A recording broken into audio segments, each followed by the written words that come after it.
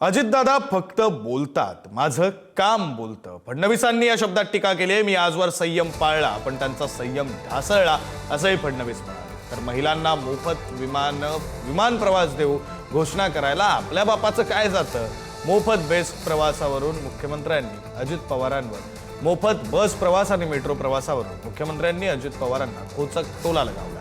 किमान विश्वास बसेल असा तरी जाहीरनामा द्या असं फडणवीस म्हणाले. तर गुन्हेगारांना उमेदवारी देण्याची गरज काय, 60 लाख पुणेकर आहेत असंही फडणवीस म्हणाले.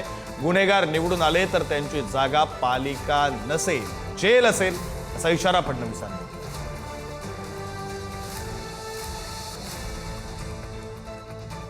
दादा बोलतात, माझं काम बोलतं. अजितदादा बोलतात. आपण वेगवेगळे लढतो आणि मी असं सांगितलं होतं की जिथे आपण लढतो तिथे आपण मैत्रीपूर्ण लढती असं समजूया आणि एकमेकावर एकमेकाच्या पक्षावर टीका करू नये. मी आत्तापर्यंत तो संयम पाहिला आहे. त्यांचा संयम थोडा ढळला आहे. कदाचित निवडणुकीतली परिस्थिती पाहून दादांचा संयम जरा थोडासा कमी झालेला मला वाटतो आहे. त्यामुळे ते बोलत आहेत पण 15 तारखेनंतर नाही बोलणार. ॲक्च्युली आता आज मी अनाऊन्स करणार होतो की पुण्यातनं उडणारी जेवढी विमानं आहेत त्या विमानांमध्ये महिलांना तिकीट माफ केलं पाहिजे.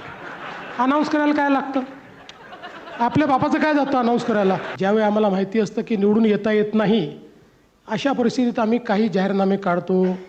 त्या जाहीरनाम्यांमध्ये काही म्हणतो. किमान पब्लिकचा विश्वास बसेल अशा तरी गोष्टी म्हटल्या पाहिजे ना. म्हणजे आपण करू शकू.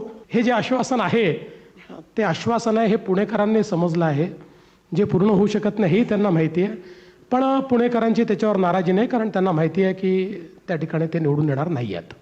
मलाही हा प्रश्न पडलेला आहे की यांना उमेदवारी देण्याची आवश्यकता काय आहे. इतके 60 लाख पुणेकर आहेत.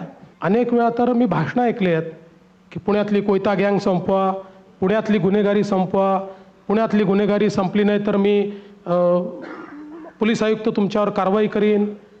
अशी भाषणं केल्यानंतर मग त्याच गुन्हेगारांना तिकीटं द्यायची आणि त्यांच्या समर्थनार्थ बोलायचं, हे किती चुकीचं आहे.